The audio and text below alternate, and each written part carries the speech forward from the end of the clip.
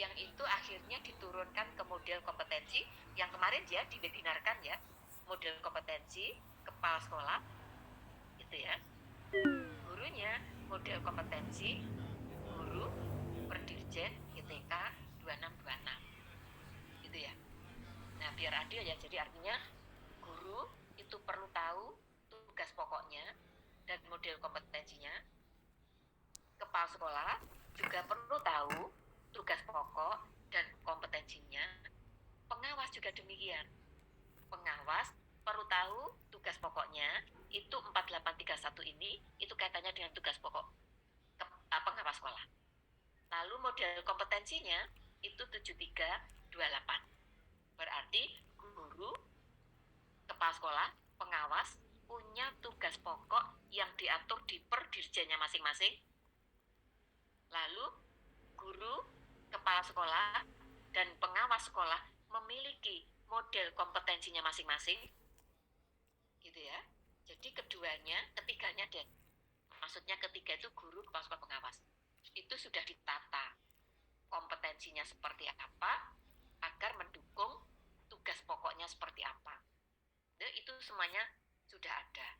Nah dari situ Ibu dan Bapak, maka saya hanya ingin menekankan ke sini. Yang ada di slide ini adalah komunitas yang akan membantu terjadinya transformasi di satuan pendidikan. Komunitas itu maksudnya guru, kepala sekolah, dan pengawas itu sudah menjadi satu komunitas untuk sama-sama bertransformasi. Wadahnya satuan pendidikan. Perannya kita tata. Gitu ya. Contoh, jika berkata kepala sekolah, lalu di sini ada satuan pendidikan berpihak kepada tumbuh kembang murid, maka bagaimana peran kepala sekolah itu? Karena kepala sekolah itu tugasnya manajerial, pengembangan kewirausahaan, supervisi guru dan tenaga kependidikan itu ada di Perdirjen 7607 semuanya 2023, memposisikan perannya masing-masing agar bisa menjadikan sekolahnya itu sebagai tempat tumbuh kembangnya murid. Lalu bagaimana peran guru ketika sekolah itu mewujudkan tumbuh kembangnya murid? Kapasitas guru seperti apa? Kepala sekolah seperti itu, guru seperti itu, pengawas.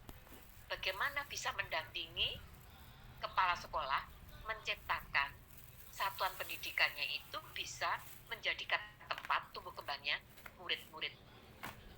Gitu ya. Nah, itu satu contoh ya.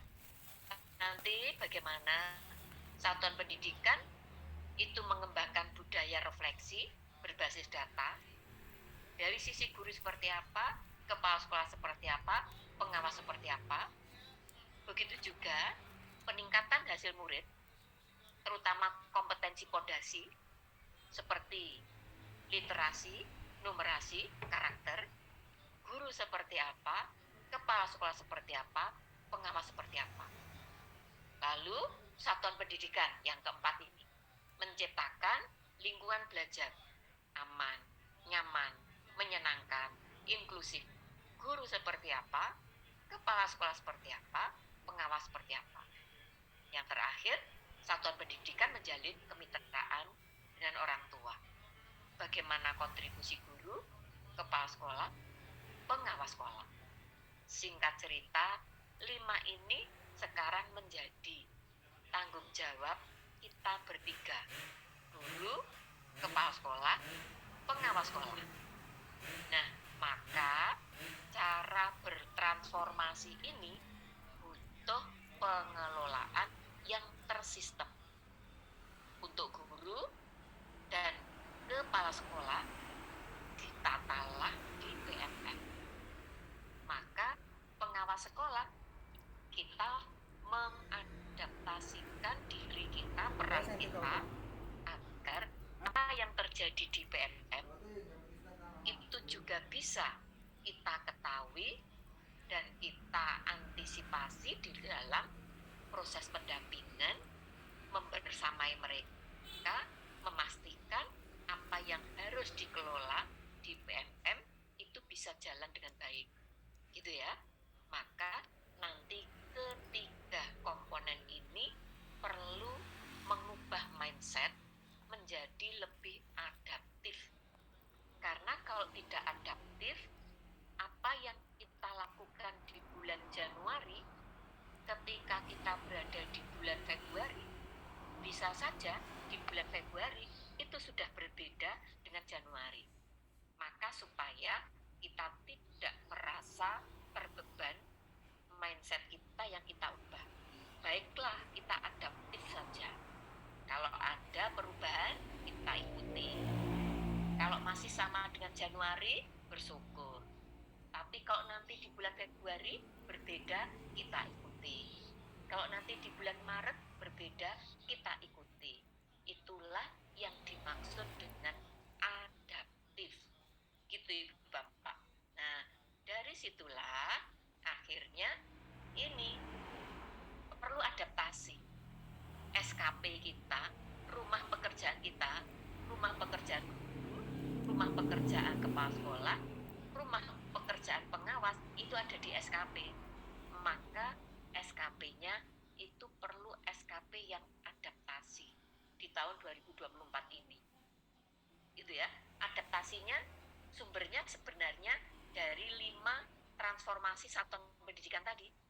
Karena bagaimanapun peran pengawas itu endingnya ada di sekolah itu. Gitu ya. Oleh karenanya 5 tadi itu ditata menjadi rencana hasil kerja khususnya pengawas. Kalau yang guru kepala sekolah kan udah enak ada di PNM. Bagi ASN itu nyambung ke e-kinerja. Tapi bagi pengawas itu tidak di PNM tapi bisa di e-kin atau di aplikasi yang ditetapkan oleh daerah. Gitu ya. Sekalipun sudah ada edaran di daerah itu tidak diizinkan. Gitu ya. Namun di wilayah-wilayah tertentu itu masih memiliki aplikasi, gitu ya. Contohnya saya sendiri di Jawa Timur. Jawa Timur itu masih menggunakan aplikasi daerah yang setelah saya lihat-lihat memang isinya e-kin plus begitu. Nah, nanti plusnya seperti apa akan saya bahaskan jika waktunya nututi, gitu ya. Nah, ini kembali lagi ke SKP-nya. Ini cara untuk memanage tadi ya, menyelaraskan riuh rendahnya gitu ya, perdirjen satu dengan yang lain. Itu perdirjennya guru kepala sekolah juga harus menjadi tanggung jawabnya pengawas sekolah, karena pengawas sekolah itu memiliki kompetensi. Pengawas yang kompeten itu ketika pengawas sekolah itu mampu mendampingi kepala sekolah mengelola kebijakan pendidikan. Karena kebijakan pendidikannya sekarang ini adalah Perdirjen GTK 7607 2023 ya, yaitu terkait dengan pengelolaan kinerja, yaitu yang berikutnya diatur di PNM. Tentunya itu juga menjadi RHK kita. Maka dari 5 transformasi satuan pendidikan ini dikelompokkan menjadi 3 ini. RHK yang pertama itu terkait bagaimana perannya pengawas itu bisa membantu mewujudkan sekolah, lingkungan belajar itu aman, nyaman, menyenangkan, inklusif. RHK kedua ini tupoksi kita yang awal, yaitu siklus pendampingan. Lalu RHK ketiga itu adalah yang kaitannya dengan kebijakan pendidikan yang baru, yaitu pendampingan guru kepala sekolah di PNM. Jadi tugas pengawas itu seperti ini, maka perlu mengubah mindset kita, lebih baik kita itu adaptif sekarang ini. Itu ya. Jadi APSI mengajak teman-teman adaptif. Jadi nanti setiap saat ada perubahan apapun, ya udah kita ikuti. Gitu.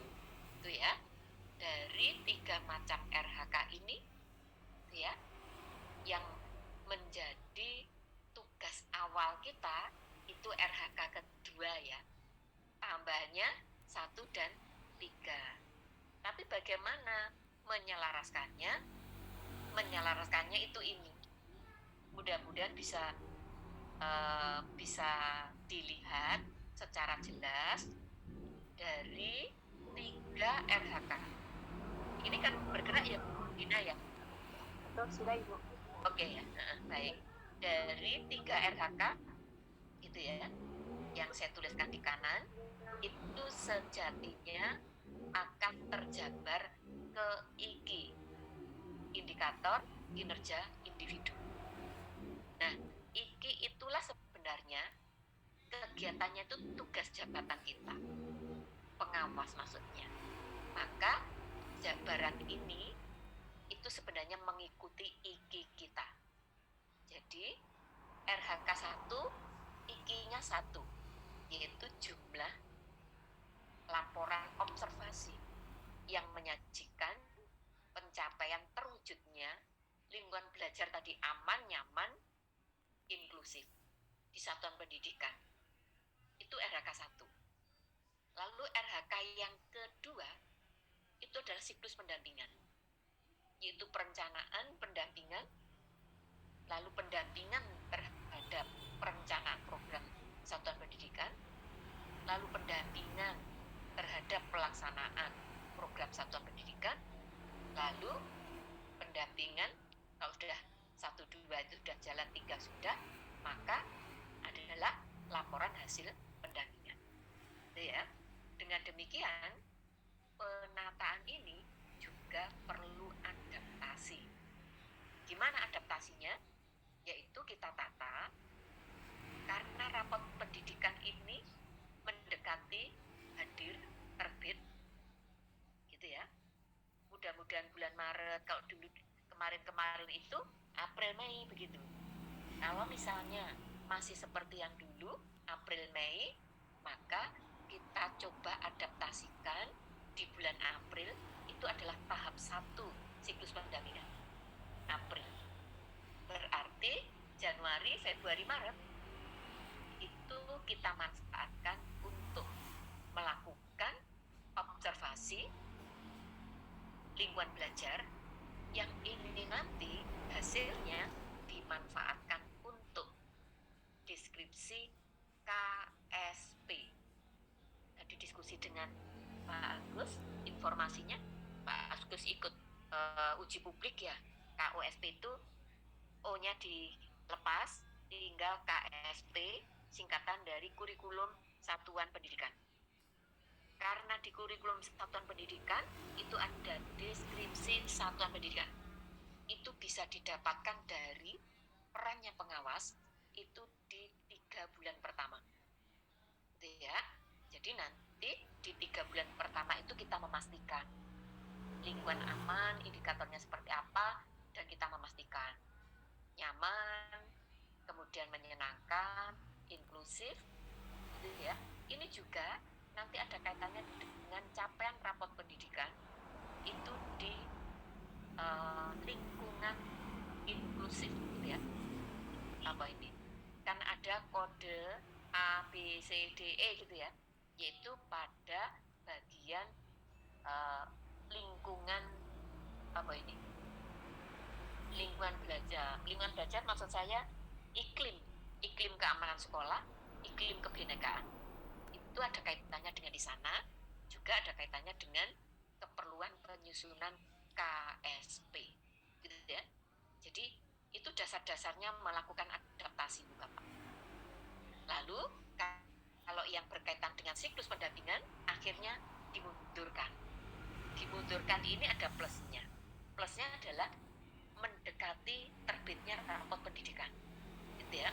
Sehingga yang diadaptasikan adalah yang semula identifikasi komitmen perubahan itu dilakukan di bulan Januari, itu kita simpan. Kalau teman-teman mendengarkan video saya, gitu ya, mengikuti pembintek sebelumnya, itu yang dilakukan disimpan dulu, nanti akan digunakan di bulan April, gitu ya, sebagai dasar untuk merealisasi jumlah dokumen perencanaan pendampingan, gitu ya, itu yang disusun. Jadi apa yang sudah kita lakukan itu bisa disimpan dulu. Januari, Februari, bagaimana? Karena kita sudah menuju di bulan Februari, Maret, apa yang kita lakukan? Maka apa yang belum dilakukan di Januari itu segera dilakukan di bulan Februari. Nah, maka ketika saya harus menjelaskan secara teknis sekali belum memungkinkan, saya lakukan sekarang ini, ya. Maka nanti kalau APSI itu memfasilitasi mengadakan BIMTEK, saya akan bisa mendampingi hal detail itu di BIMTEK, ya. Lalu berikutnya tahap yang kedua, tiga, dan seterusnya, ini akhirnya durasinya itu 9 bulan. Dengan rincian perencanaan itu 1 bulan. Pendampingan penyusunan perencanaan program satuan itu 2 bulan. Lalu pendampingan terhadap pelaksanaan program ini 5 bulan. Gitu ya. Jadi 1 ditambah 2, 3, 3 tambah 5, 8. Berikutnya untuk laporan dan menyusun karya refleksi hasil pendampingan itu 1 bulan. Berarti yang saya beri warna hijau ini itu bulannya Desember dan 12. Di bulan Desember itu ada 2 kegiatan, yaitu laporan pendampingan dan menyusun karya reflektif. Tentunya karena di rapot di PMM gitu ya, itu terjadinya itu sepanjang waktu, maka di sini saya beri tulisan begini, saya beri warna ini, artinya 1/1/1/12 itu kegiatannya beririsan. Yang saya beri warna biru ini tugas kita mendampingi, membersamai sekolah itu melakukan perencanaan, gitu ya, itu bulan Januari dan Juli. Yang kuning-kuning ini pelaksanaan kinerja, itu periode 1, periode 2. Yang saya beri warna pink ini itu penilaian hasil, refleksi penilaian hasil periode 1, periode 2, dan kita membersamai mereka. Dengan demikian, jika dijabarkan, kuning atas itu akan bersamaan dengan tugas kita di biru ini. Nanti bulan Februari bersamaan dengan yang ada di bawah ini. Dengan demikian, RHK 1 akan berhimpitan dengan RHK ketiga. RHK 2 berhimpitan dengan RHK 3. Begitu seterusnya, maka jika saya gabungkan, itu jadinya seperti ini. Ini jika digabungkan. Itu ya. Januari itu 2 kegiatan kita. Yang pertama itu observasi lingkungan, yang kedua ini perencanaan, mendampingi ya maksudnya ya, mendampingi perencanaan kinerja. Nanti di bulan Februari ya, ini melanjutkan observasi dengan belajar.